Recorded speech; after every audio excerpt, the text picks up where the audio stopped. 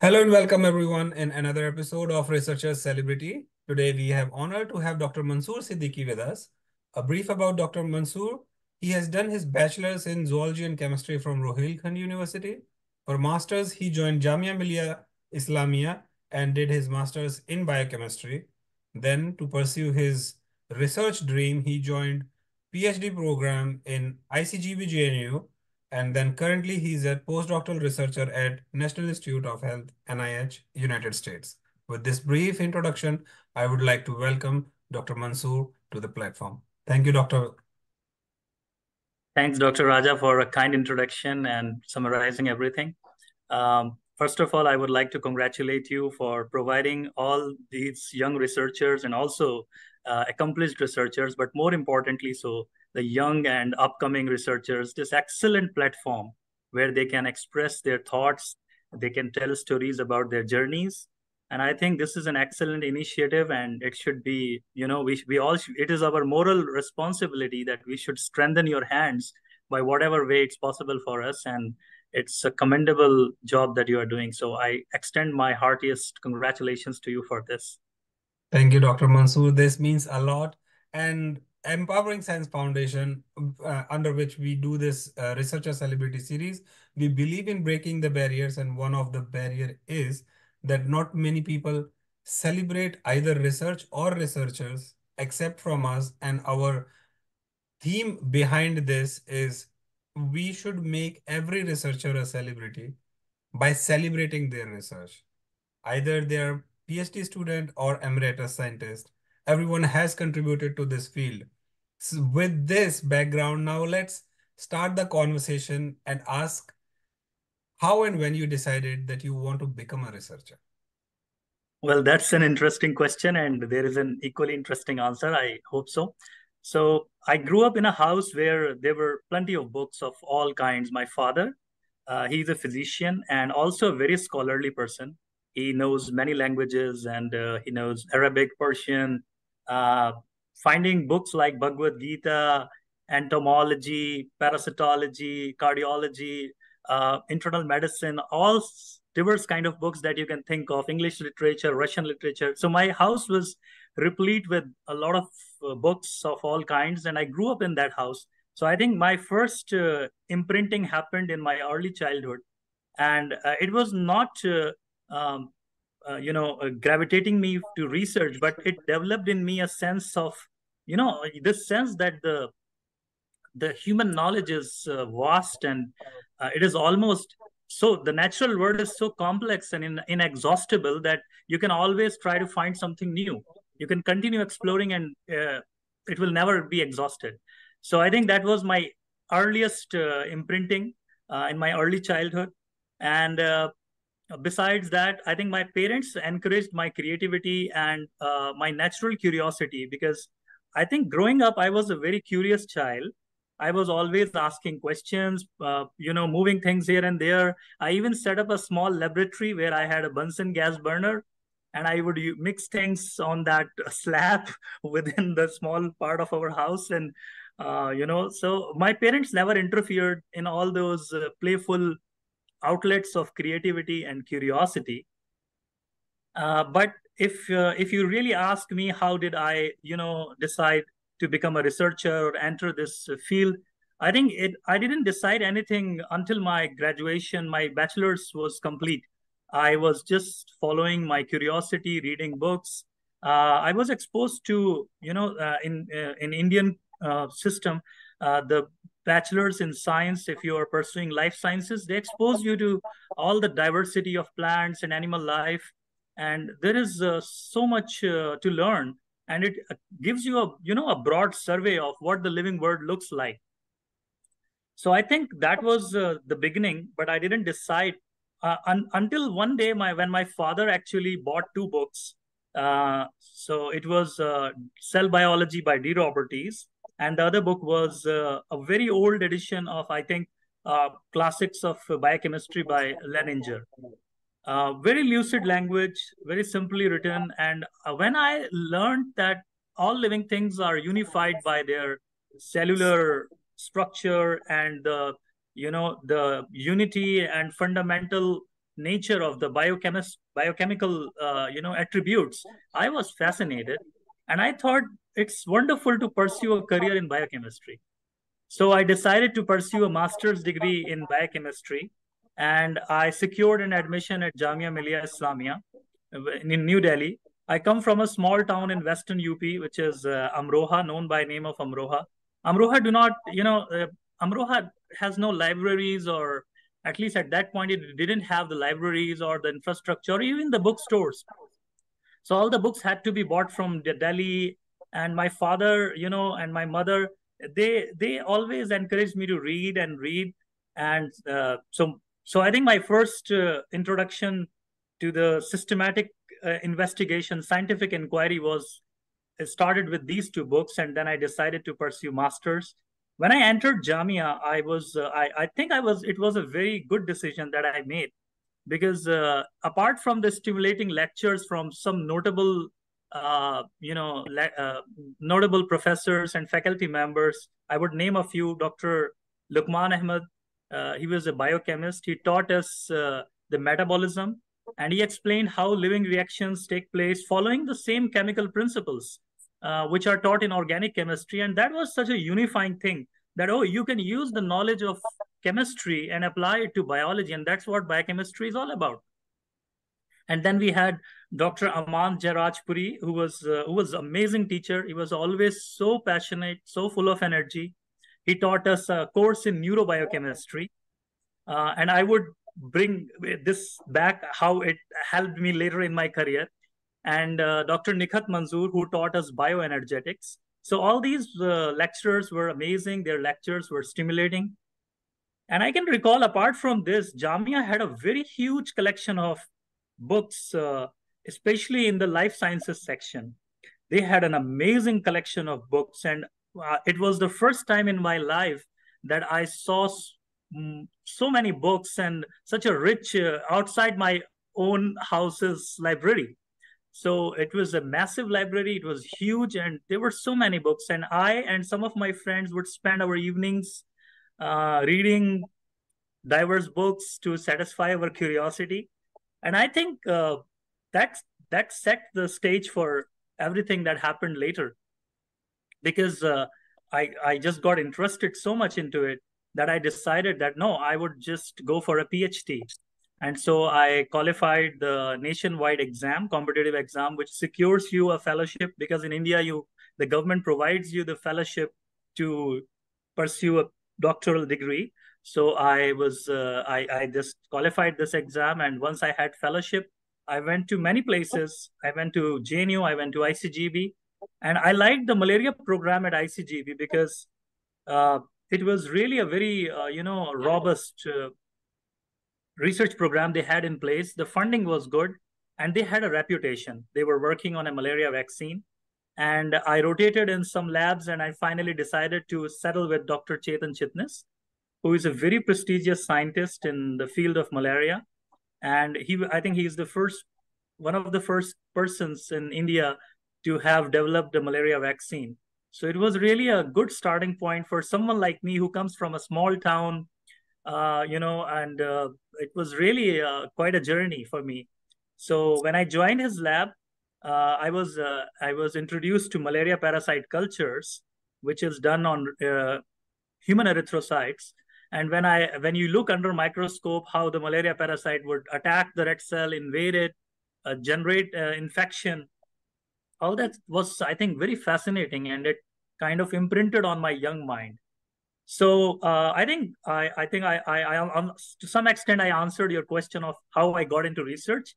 I think learning biochemistry and deciding to pursue biochemistry was really a turning point in my journey. That's when I decided that I want to do research, and I think joining the malaria research program at ICGB was the next big, I would say, a milestone in my journey, where I got formally exposed to the methodology and experimentation and the rigors of scientific research.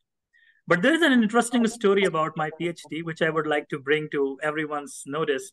ICGB was going through a fund crunch, back in 2013 and 14. That coincides with the time when I joined the lab. And Dr. Chetan had to move to Paris. He got a job offer from Institute Pasteur, and he moved to Institute Pasteur, Paris, and I was left behind. And it was hard for me to first accept the fact that I was left behind, and the lab was almost vacant. But I think there were many helpful faculties around, and there were people who just told me that you are not the only one. There are other students too who are going through the same, stuff, because ICGB was really hit hard by that fund crunch. So I think very early in my research journey, I was exposed to such a onslaught of fund crunch, but it taught me a lot. It taught me how to persist, even when you do not have sufficient chemical supplies in the lab, even when you do not have a supervisor whom you can go and talk to. Uh, because I and Dr. Chetan were always talking through emails and Skype conversations. But he was a nice supervisor. He made sure that I was attended to. He would give me meeting slots every second week, and we would discuss the progress that I was making back then. So that's how I entered the research. The staying part was hard.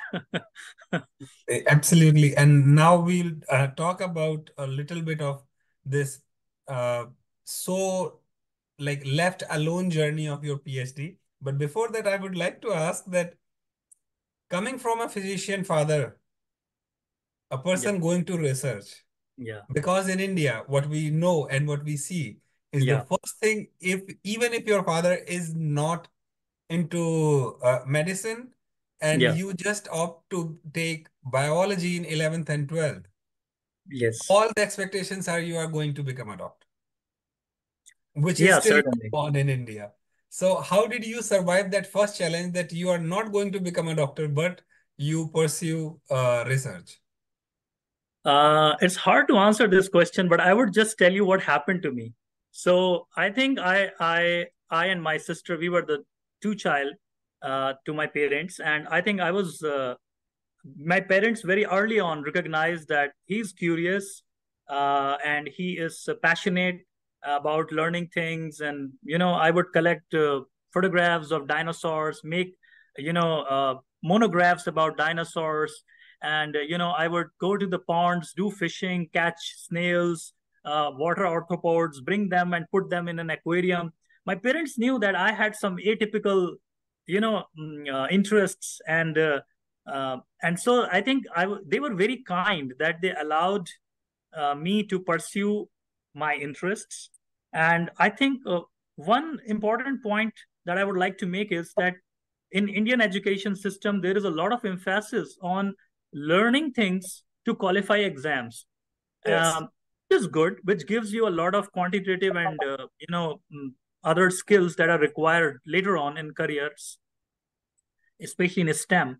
But I think that sabotages your creativity at an early Yes. stage when it is very naive and it can be pampered and nurtured. I think my parents just allowed me to read whatever I wanted, and that was the reason that I was allowed to do a bachelor's degree in science instead of preparing more rigorously for medical exams. And later on, I realized that I didn't have that kind of you know um, passion for studying medicine and working mechanically to crack the exams. I was pursuing my curiosity. I would just read, for example, taxonomy in detail if it interested me, or I would just read, you know, any form of literature, and I would spend time on satisfying my curiosity. And I think my parents were okay with it. But yes, you're right. Everybody in my family, my friend circle, they all wanted me to become a clinician, a physician, and it's a very promising career. But maybe I wasn't destined to be a clinician. Absolutely. And we are fortunate enough that you did not go that path. That's why we have you today at Researcher Celebrity in the first place. And then second, all the publications, the contributions you have done to research wouldn't have been done otherwise. So now let's go to the second phase of it.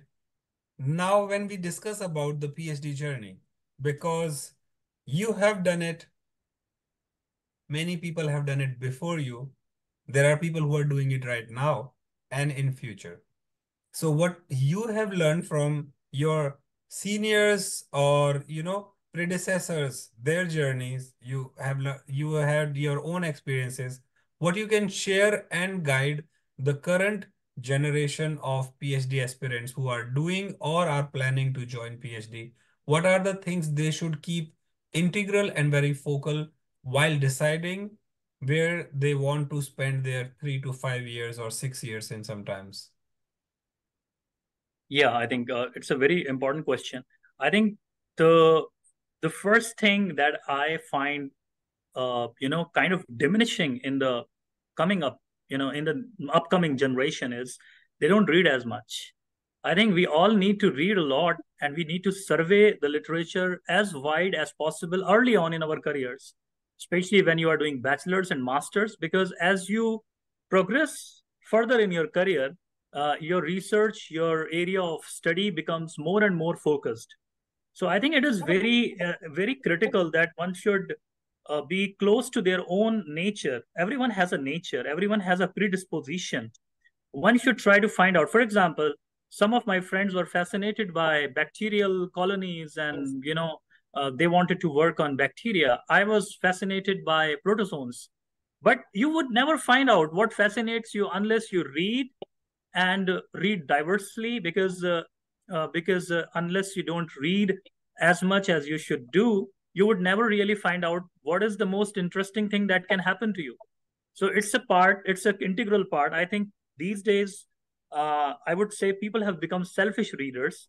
Don't be selfish when you read. Read as diversely, as widely as possible, and then find out what interests you, where is your interest, and then just pursue it. I think that's one piece of advice. The other piece of advice is uh, doing science in laboratory is half science and half art. So there are technical aspects that you need to learn from other people. For example, how to cast a gel. These days you have so many Yes. things that are ready made. Yeah, but everything has an aspect of art to it. How to cast beautiful gels, how to get those razor sharp bands, how to do DNA extraction without RNA contamination. These small, as they say in literature, that God is in details or the devil is in details. So I think in science these small things matter a lot, because and if you don't have an eye for details, uh, I think you would make gross errors later on. So it's very critical that you have an eye for detail and you learn from your predecessors and your seniors how to do things rightly. You don't have to reinvent the wheel every time. And I think it's very important that you get the right mentorship at the right age, to maximize your research productivity. So these are 2 points: reading and learning the craft from the people who know it. And I think the third part is persistence. I think research is one of the hardest uh, career options that young people can take up, in terms of how exhausting it can be mentally, psychologically, and the amount of resilience that you need to put in. I mean, in my PhD, I was trying to do an experiment for 2 years. I was doing this just one experiment. I was failing, and I think it was the lowest point in my journey when everybody stopped believing in my hypothesis. But because I didn't have a boss sitting, next to me, I had this liberty of continue to just try it again and again until finally I figured it out what was missing or what was not working. But I think this is a essential part of every scientific endeavor, every scientific discovery, that there will be lots and lots of failures before you actually see any glimmer of discovery. And it is those people who persist through this point of this span of failures. And I think what comes into play at this point is your passion. How excited you become when you see the cells. Maybe you are not getting any results, but you are excited to see the cells under microscope. Maybe you are excited looking at your zebrafish. Maybe you are excited seeing your saplings growing into the plants.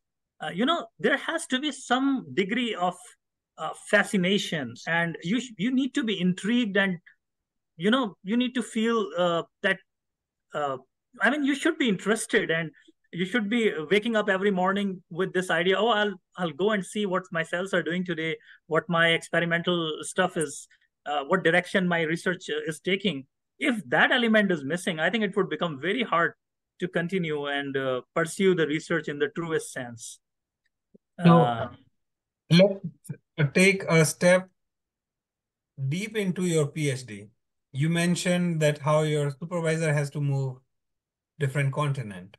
yep. And then now you are there with this freedom that you can do your experiments as many as time you want, Yes. because you don't have to report this fail report data, but still spending your time in the lab with all those fail experiments, bringing up all the stress onto you, how you dealt with it, and then now to a person, because getting these crunches in finances, especially in research now, is not an exception.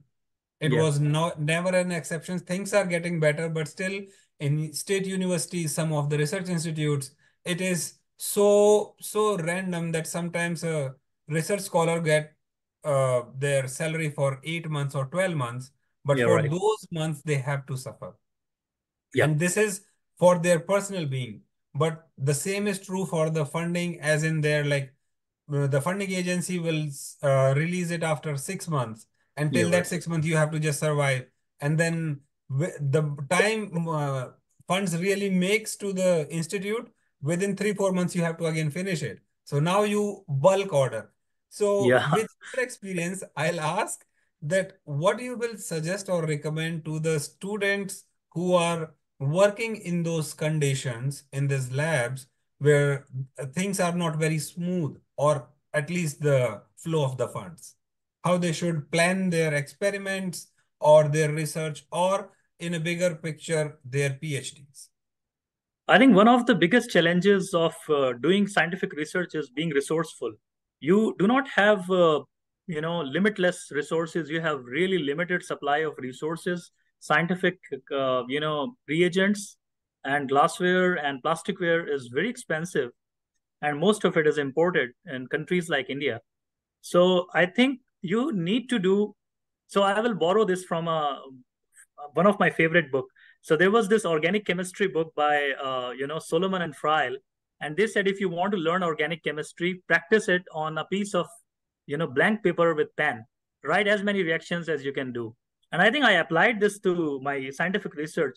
Just do the experiments on paper. If you don't have funds, just think of all outcomes that can happen. Just think of how you are going to vary the variables, how you are going to, and then do it again and again and again until the point you find out which is the most important experiment that would drive the nail, and then you can first of all minimize the number of experiment that you really need to do. So you should find out the most important experiment, be resourceful, do an advanced planning, order reagents, and think that you will be out of any supply for next 6 months, and then just do those experiments and sit on that data, analyze it thoroughly, and I think that's the way to go. Absolutely. And I think this brings us to the prioritizing your work and making everything way through, like at least 90% of the research we can lay down foundationally in terms of time, in terms of the objectives, what like, okay, in this year, I'll be like, this is something which we often as researchers, especially at the early stage, when you are just joining a PhD lab, you are just happy by the say, because this is something you wanted to join and people see this as an accomplishment, which is nothing wrong to celebrate it. But the point is what they don't realize until year 1 or 2, that half time is gone already. You're If right. someone has this idea to complete it in 3 or 4 years, so from day one, if they know that what are all the experiments they are Yeah. going to do, what are all the things which they need to do, either it is infrastructures or it is the inflow of the chemicals. So now taking next stage of your career, you completed successfully your PhD, Yeah. moved to United States. And here I would like to ask, before going to the research part, So you moved from Amroha to Delhi. Was Yeah. it a cultural shock for you? Oh, it was a huge shock. Then now moving from Delhi to United States, which one was the toughest shock you got? I think I was kind of prepared for transition to United States because by the time I was already exposed to a lot of things in life. Mm-hmm. But I think moving from Amroha, which is a small town, really small town, and to Delhi was really a big challenge. Uh, you know, uh, there were challenges at every level: finding accommodation, finding good food, leaving behind a lot of hobbies that you would enjoy at your home. So all that was a part of challenge, but the most difficult was to adapt to the fast pace of life in these big cities and handling the pressure without losing your cool. I think that's more important. So, based on your life experiences, what you can share to the people, because what we have seen, uh, people coming from, not so advanced cities when they join in metropolitan cities in India, You're right. they face this, what we call that as loneliness because they don't have friends there. They're leaving everything behind to pursue their dreams in research. And when these successful candidates, after training, as you mentioned, you got trained enough and exposed enough in Delhi to move to United States, so you were prepared for that. Yep. So, how to prepare for metropolitan cities in India? And then there are cases which has been we had researcher celebrities who went to other countries outside India and then moved back within either 3 months or 6 months because they were like, we just cannot stay there. This Yep. is one part which not many of the researchers on these platforms talk about, but I'm like, you love your research, that is one aspect of you. Being human is the Yep. biggest part. You Yeah. are human, you do research because that is what makes you happy. But if there are some other things or challenges which are going to diminish that happiness, so you should consider them well in advance so that you are prepared for them. Like in your case, you were prepared for United States. But we have seen people who have not moved out of India a lot and then just change the continents across the globe and then coming back because of either homesickness or various other reasons. So what you can guide to our next generation? I think building psychological resilience is very important. When you are exposed to new environment, when you go to a foreign place or a foreign city, or you see a change in the culture, language is a barrier. Native Indians hesitate when they speak English. Their accent is often misunderstood. So all these things can, bring a lot of psychological, block to your scientific progress. I think resilience is one important thing. You should be psychologically more, tolerant to such ups and downs on a day-to-day basis, and that is only developed through, just going through things and sailing through them. The other important thing is you should always have some creative outlets. For example, what do you do when you are not reading your research papers or when you are not toiling in the lab? I think you should read some fine literature, or you should maybe practice some musical instrument, or maybe have a pet, go for running, or have a girlfriend. I mean, find a outlet that suits your taste, your personality. I mean, we all need emotional support. That's one of the basic human needs. So we should have good friends and people who can encourage us. I was lucky that I have a very supportive mother, very supportive father, a very supportive sister. I talk to them, and I have a couple of good friends who are always available, irrespective of the time zone, crazy time zone differences. I call them. I have friends in the United States. I meet them on weekends, and uh, you know, it helps. But I think finding creative outlets other than research is important. Some people can do gardening. Some can have, for example, I love to maintain aquariums. It helps to de-stress. I mean, I look at the fishes in the tank, and I feel so good about it. And likewise, you can go for running, have some hobbies to write or read some good literature. There is so much to be done. I mean, I think the possibilities are endless, especially in Absolutely. developed countries. Yes, and this is something which we always say that having a robust support system, it can be your family, your friends, And as Dr. Mansoor just said, it can be your hobbies, which, like, if you are a hiker, just going for a hike can rejuvenate you so that you are back in your do your experiments, and then now with a fresh mind. And sometimes what helps even more is like you are communicating your research to a person who's totally has nothing to do with your research. So that opens your tunnel vision because you sometimes misses those details. And as Dr. Mansoor said, that God or the devil, up to you, they lie in the details. You're just missing this fine because you think you know so much that you can never miss it. But then somebody else tells you that, hey, you were missing that part. And then you are like, yes, now I know, and everything works.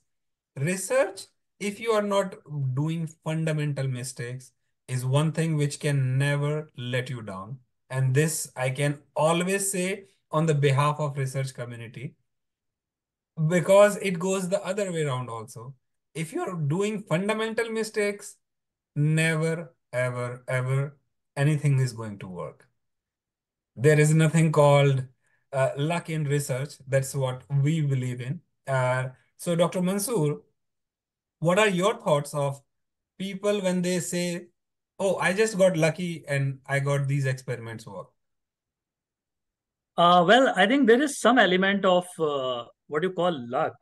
It's there in research as well. But as Louis Pasteur put it, that chance favors trained minds. If you are not trained enough, you will have a great opportunity in front of you and you will miss it because you don't have an eye for it. So Alexander Fleming was able to find out uh, how the antibiotic or penicillin, because he was desperately looking for something and his subconscious mind was processing whatever he was seeing. So I think luck won't come to you just because you are sitting and luck happened to you. I think in professions like research or any profession which requires a lot of hard work and a lot of creativity, luck would happen to those who are prepared for it. Absolutely. And I use a different terms for this. I say observation is the key. So if Yeah. you're observant enough, then people can say that you were lucky. But you have observed that thing, and this is one thing which researcher doesn't mean that you have to be in life sciences or professor or academics or industry. Research can be anyone who has that eye that Yes, everyone sees, but no one sees that different aspect of the same thing. And I that's agree with what makes us researcher always. you.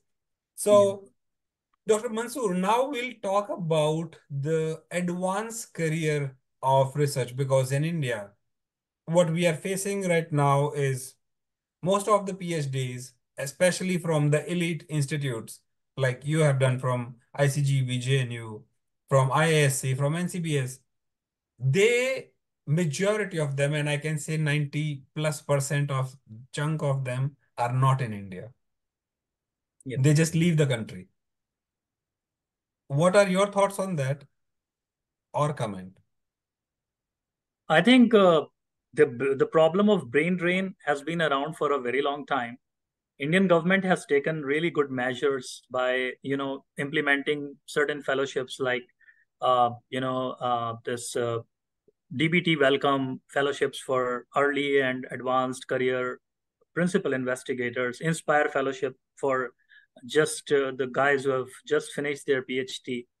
But I think uh, it doesn't fill the gap quite as much and there are many reasons for it. Number one is India is a huge country, and the number of people who are graduating every year are the number is just too big, and we do not have that kind of infrastructure. But I think a more fundamental problem is that we also lack the ecosystem to retain the intellect. We uh, I, I don't want to say it, but the system has become such because of bureaucracy or maybe because of poor implementation that the system is punishing the intellect, and so intellect will find a way to not be in a situation where it is punished. It will flee. And I think if we do certain changes, then I think if we cannot completely stop it, we can at least start retaining more of our intellect, more of our scientific talent. And it is a big loss to the nation because Indian government spends a lot of money on training us. The fellowship support is a lot of money for a country like ours. So government spends a lot of money on our training. The institutions are well funded. We have access to the top notch, almost all the facilities. All the big elite Indian institutions have mass spec, electron microscopy, NMR, even cryo EM is, government is spending money. But I think the problem is that we need more passionate people and a more judicious use of resources to attract the right kind of talent and to retain them. And we Yes. cannot do that without monetary help. And I think one more thing which I would like to point out is, which differs remarkably from Western world, is that in Western world the private and the public entities, they Mhm. invest in research. In India, we have huge companies, big business families and companies. Nobody talks about research. I mean, we saw a pandemic killing millions and millions of Indians. I didn't see any great business person or business community coming up and saying, "Oh, we dedicate such and such money to this research organization because it works on infectious diseases, because it works on viruses." And I think why this is happening is because we lack this culture of scientific awareness. Although it is enshrined in our constitution emphasizes developing a scientific temper in our citizens. But I Mhm. think it's pretty. We have a long way to go, and I think our prime minister, first prime minister of India, Jawaharlal Nehru, said that the temples of modern India will be the places where science and innovation takes place. And Atalji, following on the same footsteps, once said Jai Vigyan, Jai Kisan, Jai Jawan, and he also added Jai Vigyan to it. But I think we need to adhere to such visionary leaders and slogans. We need to invest more in science and also develop a culture where we respect researchers. And Yeah. public and private entities become a equity holder in the research. Government alone cannot just you know continue to fund it. No, absolutely. And I think this is where a little bit change is started happening over a period of 5 or 10 years, what we have seen that public partnership, public industry partnership, now they are starting funding on the Yeah. basis of like, okay, this is our social responsibility that we'll give you this fund and then please do that. But yeah, speaking of that, that when uh, now we are edging towards the conversation, I would like to ask a very personal question that apart from all the challenges in research which you have faced for over a decade now, what makes you keep going? Mm. I think as you move uh, farther and farther in your journey, as you move ahead in your journey, your options of going back to other things generally diminishes. And apart from that, I think the very reason why you have come so far is because you liked it, you loved it, and you have a passion for it. I think I'm excited, but by what I do, by the opportunities that I'm getting to learn, and I think it human beings are problem solvers, and any scholarly person would like to use his intellect and knowledge to solve problems, find the truth, uncover novel, things, and develop knowledge. And I think I am no exception. I am just following my natural urge, my natural tendency to pursue it, and I have started kind of loving it. I mean, I love what I do, and I think it's very meaningful for the society also, because the discoveries that we make, if they are done in a right way, they open doors to novel therapies. They open doors to new knowledge, new information about how living systems work. For Mhm. instance, I work on malaria parasite. I've been working on this parasite for 10 years now. Mhm. It is such a atypical parasite that you cannot apply the knowledge that you have you know generated from studies on bacteria, E. coli, or Saccharomyces, because the biology is so atypical. And I think the malaria is not just a clinical concern. Uh, it kills a child every third minute, according to WHO. It's a major problem in India and sub-Saharan Africa, a major cause of poverty.